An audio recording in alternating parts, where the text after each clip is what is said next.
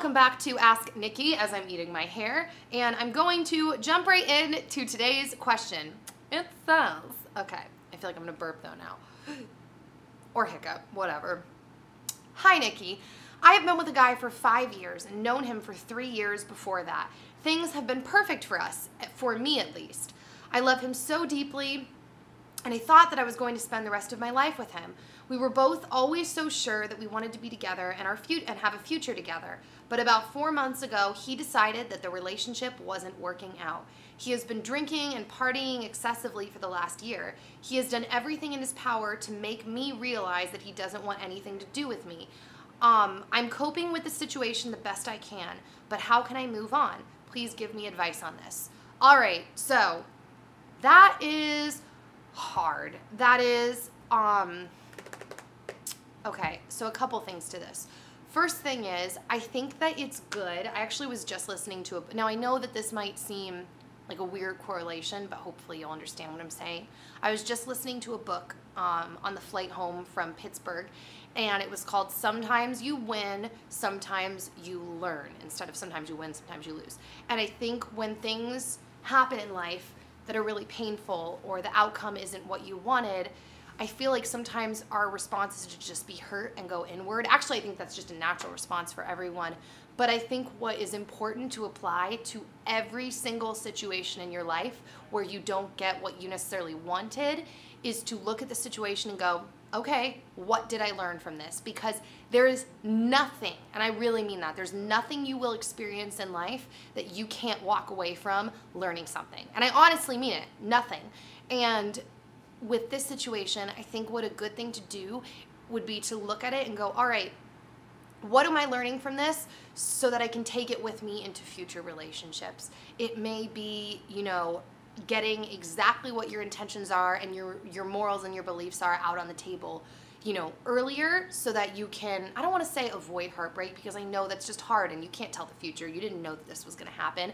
But I don't know. I'm not in this situation, but there is definitely something to learn. Maybe there's red flags you were ignoring, and maybe you walk away from that going, all right, next time when I see X, Y, and Z, I'm not going to ignore that. Or maybe it's, you know, a certain communication thing that maybe didn't happen in your relationship that moving forward you're learning. I don't know. I don't want to sound harsh, because I know that that's heartbreaking, and you know, obviously you didn't want this to happen, but everything in life, there is something to learn from so that you can move forward and become a better person. You know, you won't always get what you want, and you won't always win, and there's reasons for that, and it's to learn and grow and become a better person. So I don't know if that made sense or that was helpful or applicable, but I think that there's something there. Now, as far as coping and moving forward, I think the best thing to do when stuff like this happens is to really focus on what you love and what you want to pursue and do and build in your life. And even if, I know some people, for example, like some girls will say, like Dan's mom was a good example, her goal and what she really wanted to do with her life was to be a mom. So that's really hard if that was like the case you're in, when you're like, okay, but my goal is to be a mom. That's really hard. But what I would say is to that is, yes, you'll be a mom forever, but you're not going to be raising kids forever, assuming you actually live and you don't, you know, die after your kids are 18. So it's good to find out what you as a person and an individual like to do and pursue that. It doesn't mean that's what you're going to have to do forever if your goal is to be a mom and that's what you really feel like that's what you want to do and what you're called to do. But find out what you like, who you are, what your passions and interests are, because that's just good to know about yourself as a person in general. And when you get into those things, it's easier to deal with pain, because you start to feel like momentum and value, and like you're moving forward and like you're contributing to others. Because I think that when you're doing things that you love, a lot of times it does involve like a certain amount of like, it affects other people, and I think that that's just really important. So I would say dive into the things that you love and really do your best and give it your all. And I think that when you figure out what you've learned from this relationship and you dive into what you love, I don't know how long it'll take, but you'll find the right person. And you can't control what your ex is doing, and you cannot change him, and you need to mentally close that, because he's dealing with this, and this is his thing. And so it's time for you. He's made it very clear that he's done. It's time for you to move on and pursue what you love. So I don't know if that was helpful, but as always, everybody, if you've had a different experience or a different opinion, or if you kind of feel the same and just anything, leave it in the comments down below, because I think it's so interesting. I always say this, but for everyone to hear everyone's different perspectives and help and opinions and support and all of that. So yeah, there's that. Good luck with that. That's hard and painful, and there's really no getting around it. There's no like, what do I do to just get rid of the pain? You're not going to. Only time, I really think, is going to help it. So yeah, I'm going to open up the Twitter question as soon as I enter the passcode into my iPad.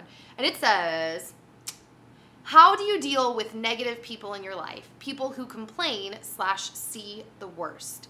Okay, so a couple things. If it's someone that is just a friend, I would recommend, if that's like their pretty much whole personality and that's like all they are, it's not just like, you know, sometimes they're complaining or seeing negative things, because we all do that. But if that's just like who they are as a whole, I would recommend taking a step back and becoming closer with the positive people in your life, because we become who we spend a lot of time around. And if someone is just a negative person, know that that's going to become a part of your personality. So there's that. Now, if they're a family member, I still might recommend like putting a little bit of, I don't want to say, yeah, I would almost, a little bit of space and you know, and encouraging them and still loving on them and trying to let it roll off your back and tell yourself it's not that big of a deal and focus on what you're doing. I don't know if that was like the lamest piece of advice ever. I kind of feel like it was,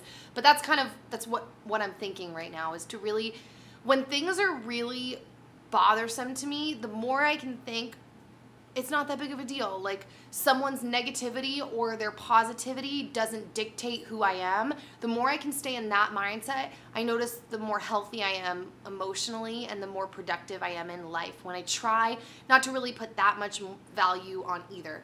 You know, my dad always quotes John Wooden, who was a really like legendary coach for UCLA, and he has written like a ton of like life improvement self-help books, and he talks about how like emotion is the enemy. And it's funny, because when my dad would say that to me, I would almost get annoyed, because I'd be like, well, Dad, how do you say emotion is the enemy when like you work in a job? Because this is my job, even though I love it, this is how I get paid.